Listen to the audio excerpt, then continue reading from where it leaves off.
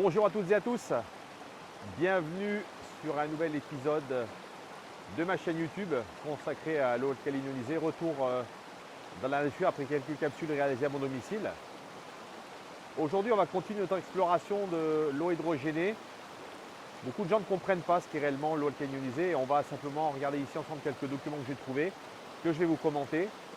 Alors je vous le rappelle, cette chaîne ne fait aucune allégation médicale. L'eau alcaline ionisée n'est absolument pas là pour remplacer quelque traitement médical, quel qu'il soit. Si vous êtes malade, c'est un professionnel de santé qui lui seul posera un diagnostic sur votre maladie ou vos symptômes. Je suis juste là pour simplement vous amener un contenu informatif qu'il faut évidemment passer au crible de votre bon sens et de votre réflexion. En tout cas, j'anime depuis maintenant presque 2 ans différentes capsules sur l'importance de s'hydrater avec une eau vivante, une eau hydrogénée, une eau qui contient des électrons. Je produis 2 capsules par semaine, une le mercredi, une le dimanche. Et depuis maintenant environ quelques mois, vous avez via la page d'accueil de ma chaîne YouTube une possibilité de prendre un rendez-vous pour simplement évoquer avec moi des thématiques que je n'aurais pas abordées sur l'eau alcaline ionisée, mais également sur l'utilisation de votre ioniseur sur son installation éventuelle. Et je vous le rappelle également, j'invite vivement à prendre un rendez-vous sur une nouvelle thématique que j'évoque maintenant depuis à peu près 6 mois,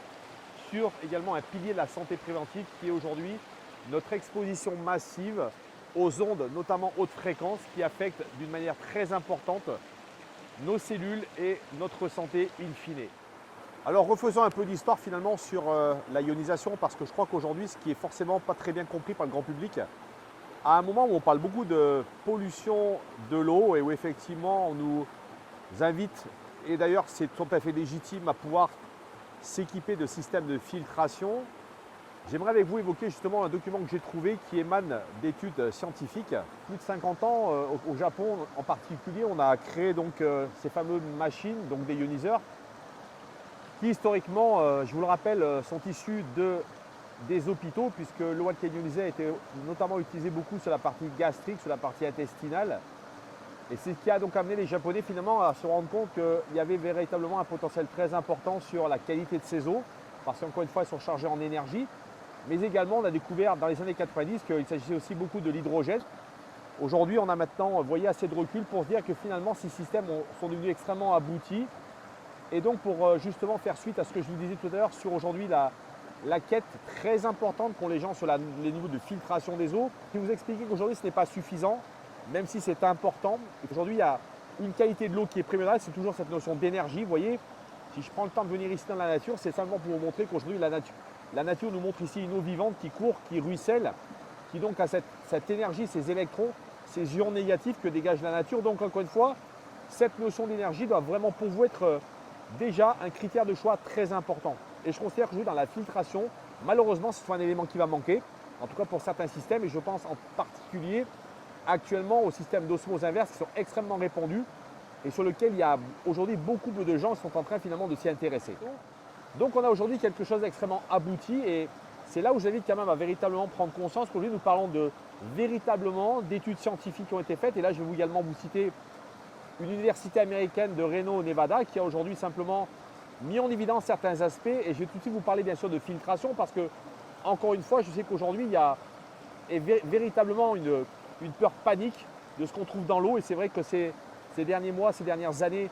relié de plus en plus dans les médias, il n'y a pas une semaine où on n'a pas forcément un scandale lié à des endroits où l'eau est polluée, les gens sont obligés de boire de l'eau en bouteille. Donc évidemment ce sujet inquiète beaucoup de gens, et justement pour y répondre, je voudrais simplement vous citer ce qui est dit ici par donc, cette université de Reno donc, aux États-Unis, qui nous dit que dans la partie, vous savez qu'une électrolyse de l'eau, donc ça va séparer l'eau en deux. D'un côté ce qu'on appelle les OH-, donc c'est ces hydroxyles, donc qui va effectivement procurer de l'hydrogène, mais de l'autre côté, on a cette partie de la chimie qui est les H+, donc qui sont ces résidus d'eau acide. Et là, on vous dit que, voyez, que les niveaux d'ions fluorure et de composés chimiques tels que les nitrates, les phosphates et le cyanure sont réduits car ils sont attirés par l'eau acide pendant la ionisation. Alors, vous voyez, cette information elle est capitale, même si aujourd'hui on ne va pas balayer l'ensemble du spectre de ce qu'on trouve dans notre eau. Mais en tout cas, sachez qu'aujourd'hui, vous voyez, certains résidus extrêmement dangereux, on va vous en parler de cyanure, on va parler de phosphate, de nitrate, qui on sait aujourd'hui sont très nombreux. Je pense notamment à la Bretagne qui aujourd'hui malheureusement a des sols très souillés par les nitrates. Bien, vous voyez qu'ici on a par le biais simplement de la ionisation, donc cette séparation de cette eau en deux dans cette chambre médicale, eh bien, vous voyez qu'on va avoir une solution extrêmement intéressante déjà sur une filtration qui, je vous le rappelle, en amont est déjà faite par un filtre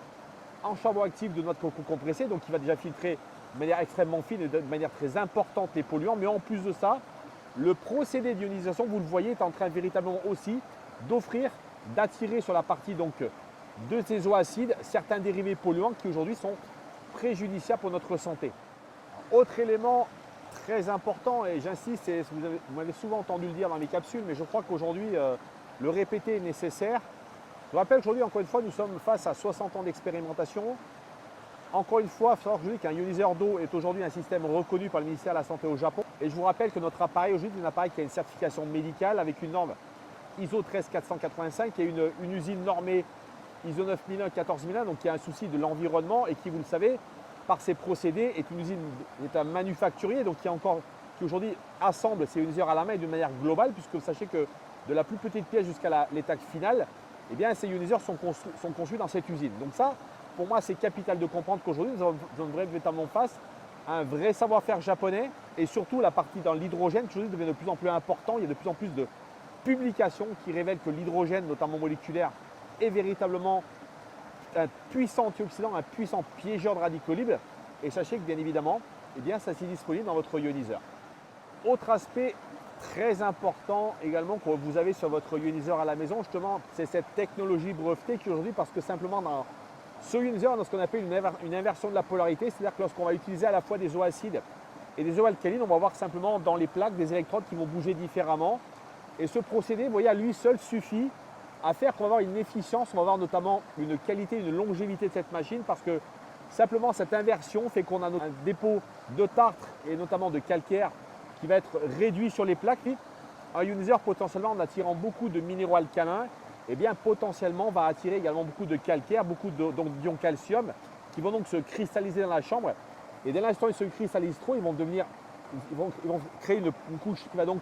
faire que la ionisation va devenir de moins en moins importante. Et le cahier des charges médicales de cet appareil fait qu'aujourd'hui, eh bien, nous avons justement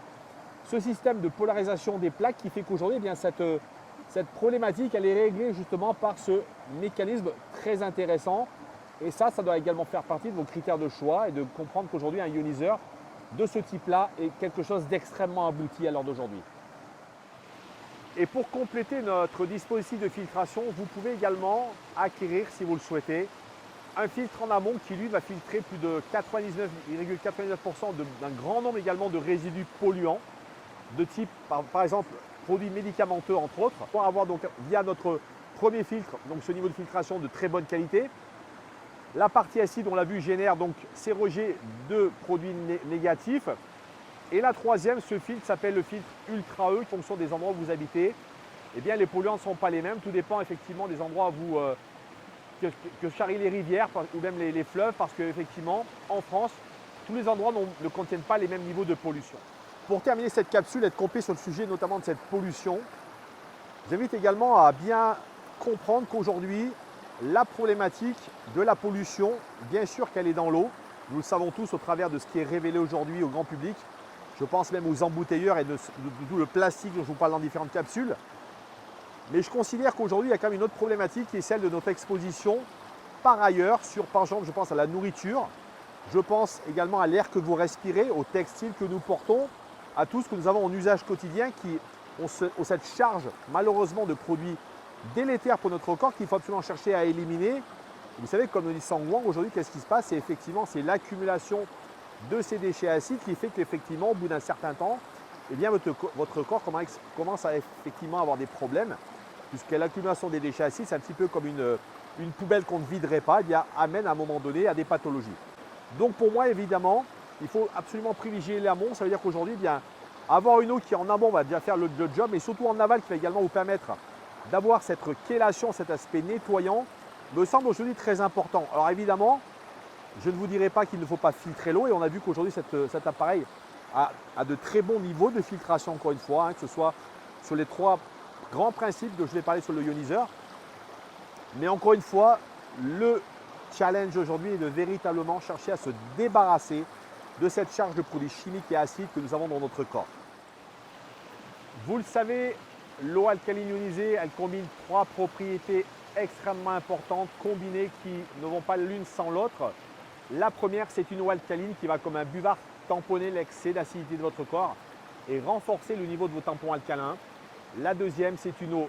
antioxydante, anti-rouille, anti-corrosion, qui finalement, comme une peinture, comme le vernis sur le peinture d'une voiture, va empêcher qu'à ce que votre voiture rouille sous l'effet par exemple de la pluie et du soleil, mais également va également protéger votre peau contre l'altération des radicaux libres qui sont responsables de votre vieillissement cellulaire. Et la troisième, c'est une eau microstructurée, une eau hexagonale qui va véritablement être un cadeau pour vos cellules parce qu'elle va hydrater beaucoup mieux vos cellules qu'une eau classique du robinet ou en bouteille, mais également, et je le disais à l'instant, cette capacité que cette eau à vous nettoyer de vos poubelles cellulaires qui aujourd'hui, vous le savez encore une fois, sont surchargées d'une pollution environnementale autour de nous très importante. Je vous dis à très bientôt. Prenez soin de vous.